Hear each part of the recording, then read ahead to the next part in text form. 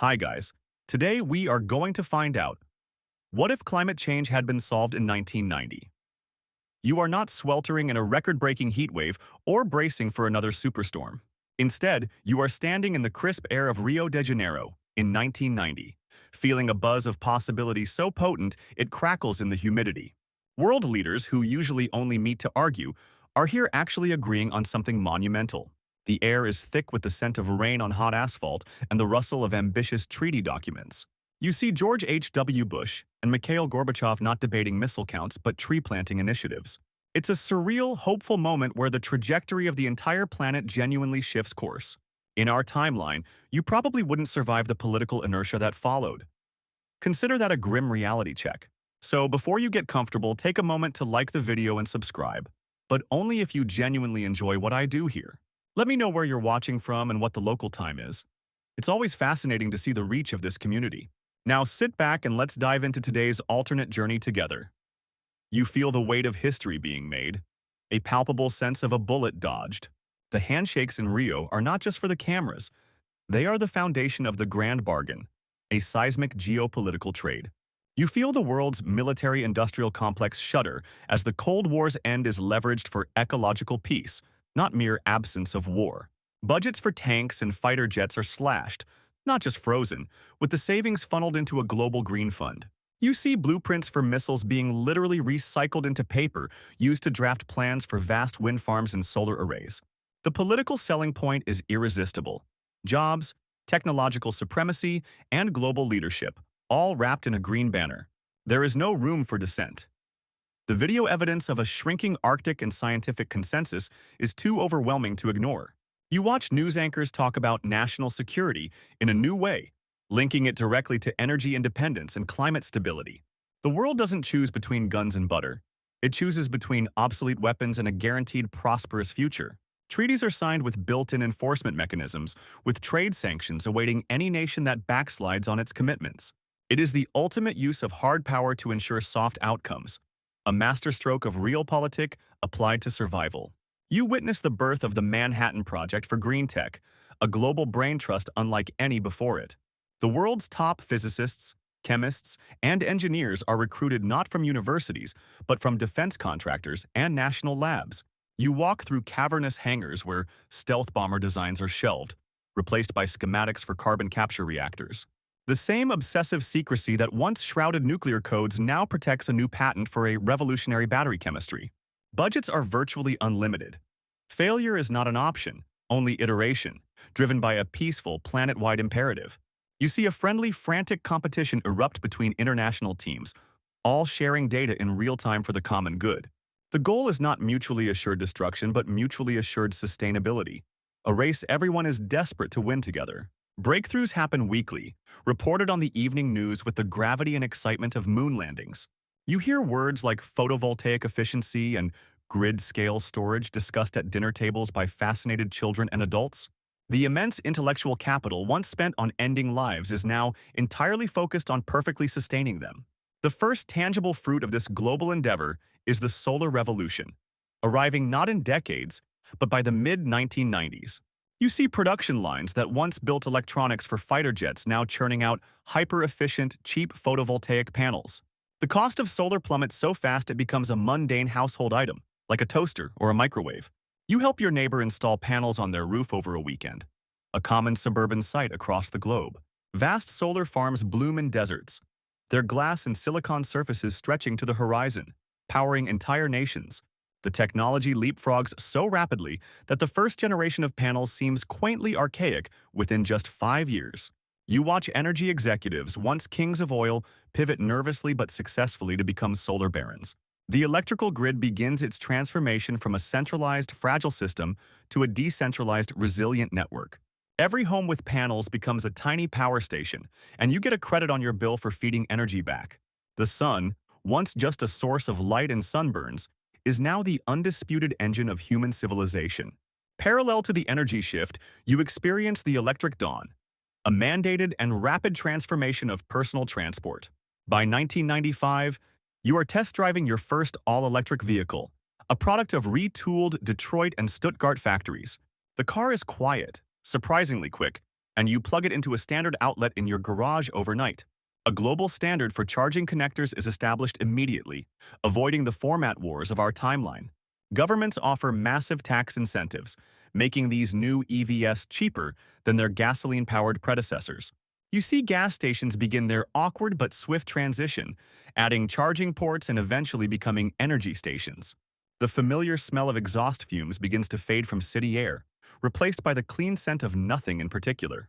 The automotive repair industry pivots, training mechanics in battery maintenance and electric motor diagnostics. The visceral rumble of a V8 engine becomes a nostalgic sound, heard only at classic car shows. Your daily commute is now a silent, emission-free glide, a small personal contribution to the grand project. You join the massive civilian effort of retrofitting the world, the largest global jobs program ever conceived. Your neighbor, a former retail manager, is now a certified energy auditor, inspecting homes for heat leaks. You spend a weekend stuffing insulation into your own attic, part of a government-subsidized DIY revolution. City skylines are dotted with cranes not building new towers, but upgrading old ones with smart glass and green roofs. You see teams of workers trained in months, not years, replacing every street lamp with an ultra-efficient LED bulb. The electrical grid is rebuilt from the ground up, a smart network that balances load with breathtaking efficiency. Factories that once made widgets now produce triple-paned windows and high-efficiency heat pumps on endless loops. There is a sense of shared, tangible purpose. You are literally building the better future with your own hands. The economic boom is unprecedented, driven not by speculation but by real, value-added labor and production. Unemployment plummets as everyone finds a role, from engineers designing systems to crews installing them. The engine of this economic transformation is the carbon tax consensus, a simple, universal, and brutally effective mechanism. You see a price put on carbon emissions that is high enough to genuinely hurt polluters, starting low but ratcheting up yearly. The market, now speaking the only language it truly understands, cost, violently pivots towards green innovation. Your product choices change. The carbon cost is listed right next to the price, making the sustainable option the cheap one. The revenue from this global tax is not hoarded. It is distributed equally to every citizen as an annual climate dividend. You receive a check in the mail, a tangible reward for the collective success in reducing emissions. Industries that once lobbied against climate action now lobby for stricter carbon rules to disadvantage their slower competitors. The playing field is leveled so drastically that building a new coal plant becomes financial suicide overnight. Economists marvel at the elegant efficiency of it. The problem isn't regulated away, it is priced out of existence. You live in a world where the market, once the greatest driver of the problem, is now its most powerful solution. To facilitate this new economic reality, a new global currency emerges, the Terra, backed not by gold but by verifiable carbon sequestration. You watch as foreign exchange boards in airports and banks add a new column, listing rates for dollars, euros, yen, and Terra. International trade is conducted in Terra, meaning a country's economic power is now tied to its environmental stewardship. You see nations compete not in arms races but in reforestation and green tech exports to strengthen their currency. Your own savings might be partially held in Terra, a stable investment in the planet's health that actually appreciates. The International Monetary Fund is reinvented as the Planetary Stability Fund, auditing nations' carbon accounts. A country that clear-cuts a forest sees the value of its Terra holdings plummet on the global market instantly. This creates a powerful, real-time feedback loop where destructive actions have immediate financial consequences. The concept of value is fundamentally rewritten. The most valuable asset is a healthy, functioning ecosystem. You live in a world where the richest person is the one who has done the most to clean the air and water. With the economic engine secured, you witness the Great Rewilding, a conscious effort to return vast tracts of land to nature. You see farms, made hyper-efficient by technology, shrink their footprint, freeing up millions of acres for regeneration. Former industrial zones are not just cleaned up, they are deliberately abandoned to let forests reclaim them. You hike through new wilderness corridors that connect once fragmented national parks, allowing animals to roam freely. Biodiversity, not just carbon, becomes a key metric of national success, tracked as closely as GDP. Species once on the brink of extinction begin to rebound, their populations flourishing in the expanded habitats. You watch documentaries not about loss, but about rediscovery, as cameras capture animals in formerly human-dominated landscapes, Your children learn about ecosystems not from textbooks, but from direct experience in these restored wild spaces. The air itself changes, carrying the scent of pollen and damp earth from the new-grown forests instead of smog. Humanity's footprint on the planet lightens, not through austerity, but through smarter, more concentrated living. The most visceral symbol of this success is the Arctic saved, a landscape that remains frozen, stable, and thriving. You stand on ice that should have melted decades ago, feeling its solid, enduring presence under your boots. Polar bears are not emaciated specters haunting melting flows. They are robust predators in a functioning ecosystem. The reflective white surface of the ice cap continues to cool the planet, a critical function that was preserved. Research stations there now study a stable climate, their data showing a flat line where our timeline shows a terrifying spike. The fabled Northwest Passage remains a dangerous, ice-choked route for only the most hardened icebreaker ships. You see glaciers that still calve icebergs at a historical, predictable rate, not in catastrophic, building-sized collapses. The geopolitical nightmare of Arctic resource grabs simply never happens. There's no desperate scramble for oil under the ice. The entire region stands as a monument to what was prevented, a quiet, white testament to global action. It is the world's air conditioner, left running and in perfect working order, sparing everyone from intensifying heat. This stability extends to the world's coastlines, where coastal cities secure themselves not with desperate walls, but with intelligent design. You stroll along expansive, engineered beaches that naturally absorb storm surge, their sands replenished by redirected rivers.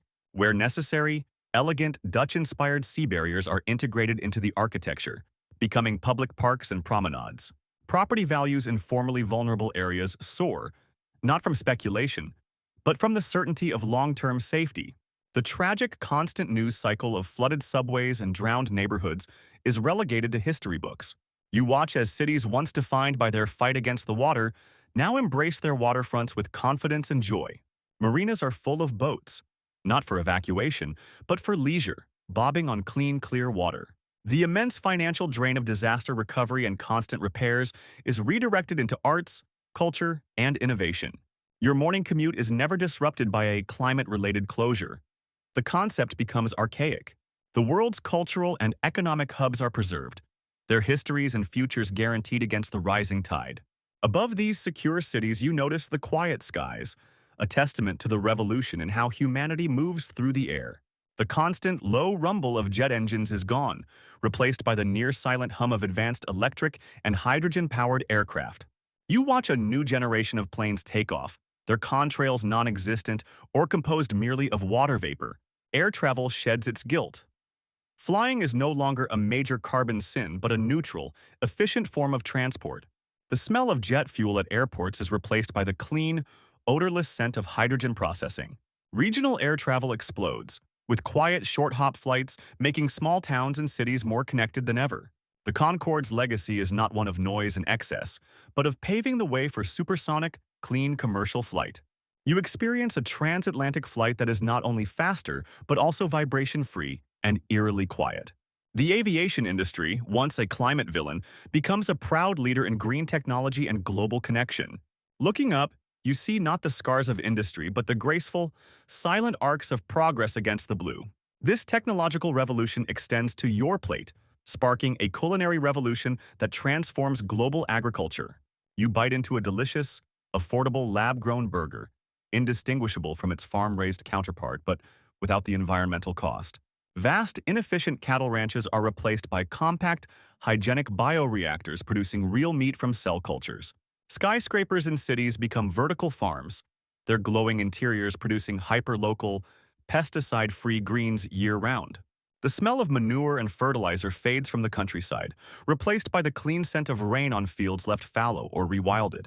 Your diet becomes more diverse and sustainable, with exotic fruits and vegetables grown locally in controlled environments. The geopolitical power of the traditional breadbasket nations shifts as food production becomes decentralized and resilient. Famines become a historical anomaly, as climate-stable weather and distributed farming prevent crop failures. You enjoy seafood from cultivated fisheries, ending the practice of destructive deep-sea trawling and overfishing. Eating becomes an act of environmental stewardship, with every meal a choice that supports the restored planet. This efficiency blossoms into the circular economy, A world where the very concept of waste is rendered obsolete. You buy products designed for disassembly. Your phone, your fridge, your car are all made to be taken apart and reused. Everything has a digital passport, tracking its materials so they can be easily harvested for the next generation of products. Landfills are mined, not expanded. Their content seen as valuable resource deposits from a less enlightened age. You separate your waste not into trash and recycling, but into biological nutrients and technical nutrients for industry. The constant churn of consumerism slows. You upgrade components, not entire devices, and own things built to last decades. Planned obsolescence becomes not just illegal, but a culturally abhorrent concept, a relic of a selfish past.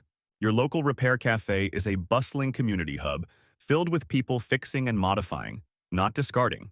The endless extraction of virgin resources from the earth slows to a trickle, then nearly stops.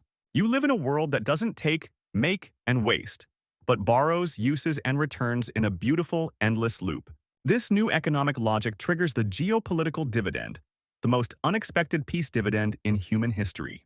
You watch as petrostates, devoid of their oil-based leverage, peacefully transition their economies using global green investment. The trillions once spent on securing oil shipping lanes and intervening in volatile regions are reallocated to global development.